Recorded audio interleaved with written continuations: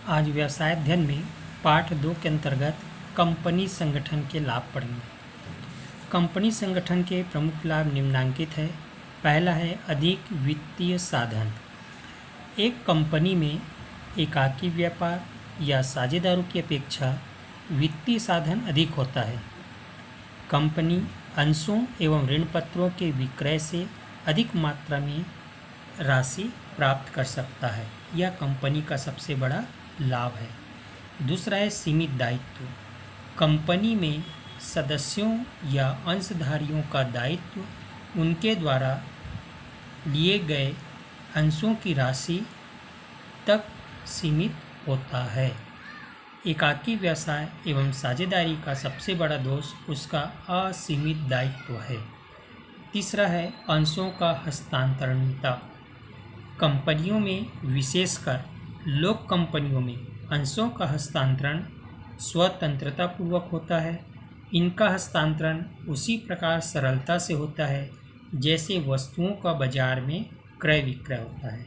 अंशों के क्रय विक्रय के स्थान या बाजार को शेयर बाजार या स्टॉक एक्सचेंज कहते हैं।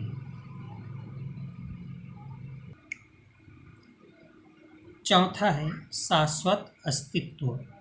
कंपनी का अस्तित्व शाश्वत होता है। सदस्यों की मृत्यु या दिवालिया होना या मानसिक रूप से विक्षिप्त होने आदि का इसके अस्तित्व में कोई प्रभाव नहीं पड़ता है। कंपनी में नए सदस्य आते रहते हैं और पुराने संबंध विच्छेद करते रहते हैं, लेकिन कंपनी पर इसका कोई प्रभाव नहीं पड़ता है। पांचवा, प्रबंधन का पेशे के रूप में विकास। कंपनी में स्वामी एवं व्यवसाय अलग अलग होते हैं, अतः इनके बीच प्रबंधनकर्ता वर्ग का प्रादुर्भाव हुआ है जो कंपनी के प्रबंधन एवं संचालन का कार्य करते हैं। छठवां, विस्तार की क्षमता। पर्याप्त वित्तीय साधन एवं अधिक प्रबंध क्षमता के कारण विस्तार की संभावना सदैव बनी रहती है। आज कंपनियों का इतना अधिक विस्तार हो गया है कि वे राष्ट्र की सीमाओं को लांघ गई है। बहुराष्ट्रीय कंपनी इसके सशक्त उदाहरण हैं। सातवां है जनता का विश्वास। कंपनियों पर सरकार का पूर्ण नियंत्रण होता है तथा उसे अपने लेखे प्रकाशित करने पड़ते हैं, अतः जनता को कंपनियों पर विश्वास होता है और इससे यह व्यावसायिक संगठन सुदृढ़ बनता है।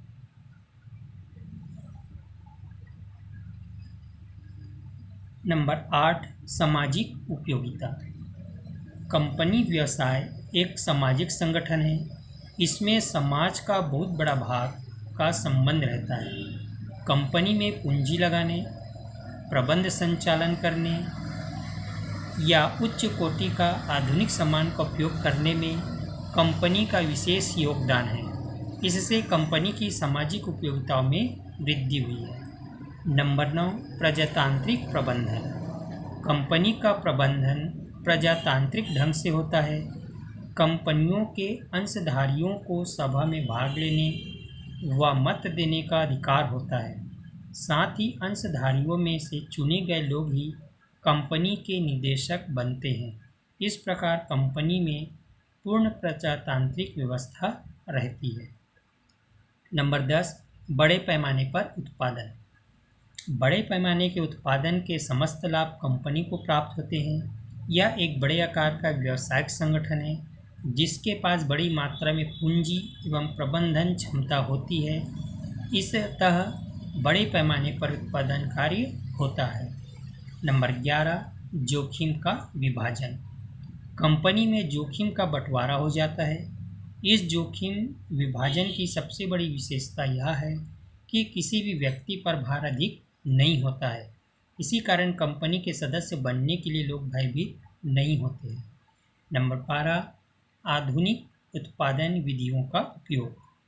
कंपनी के पास अधिक आर्थिक साधन होते हैं, अतः वह बड़े पैमाने पर उत्पादन करते हैं। अतः वह नए यंत्र एवं मशीन तथा नए तकनीकों के प्रयोग कर सकने में समर्थ होते हैं। इस प्रकार विवेकीकरण, वैज्ञानिक प्रबंधन एवं नवीन तकनीक के प्रयोग से समस्त लाभ कंपनी को प्राप्त होते हैं। तो ये थी कंपनी संगठन के लाभ। इसके बाद हम देखेंगे कंपनी संगठन के दोष। कंपनी संगठन के दोष में पहला है स्थापना में कठिनाई। कंपनी के निर्माण में अनेक वैधानिक औपचारिकताओं का पालन करना पड़ता है। इसका निर्माण एकाकी व्यवसाय एवं साझेदारी के समान सरल एवं सहज नहीं होते हैं। अनेक प्रकार के प्रलेख सावधानी एवं सतर्कता से तैयार करने पड़ते हैं। इससे काफ़ी अधिक व्यय होता है तथा समय की भी आवश्यकता होती है। कंपनी का जन्म कानून से होता है, अतः स्थापना से समापन तक वैधानिक कार्यों का निर्वहन करना पड़ता है। दूसरा दोष है प्रवर्तकों द्वारा कपट।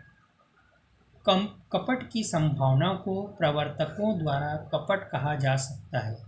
यदि कंपनी के प्रवर्तक चालाक एवं कपटी हों तब वे अनेक प्रकार से जनता के साथ विश्वासघात कर सकते हैं। सामान्य लोगों को कंपनी के संबंध में कोई जानकारी नहीं होती है। चौथा है प्रेरणा का अभाव। कंपनी का संचालन करने वाले वेतन प्राप्त कर्मचारी होते हैं, अतः वे उतनी लगन व परिश्रम से कार्य नहीं करते जितना व्यवसाय का स्वामी करता है। इसके कारण व्यक्ति की रुचि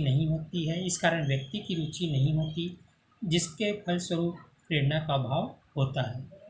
चौथा है निर्णय में विलंब। कंपनी के कार्य करने का ढंग इस प्रकार का है कि उसके द्वारा निर्णय लेने में विलंब होता है। सभी निर्णय सदस्यों की सभा में या निदेशकों की बैठकों में लिए जाते हैं, अतः निर्णय लेने में विलंब होना स्वाभाविक है। पांचवा है अल्पतांत्रिक व्यवस्था। ऐसा कहा जाता है कि कंपनी का प्रबंधन लोकतांत्रिक है, लेकिन वास्तव में ऐसा नहीं है। कंपनी के अंशधारी सदस्यों का प्रबंधन में कोई स्थान नहीं होता है।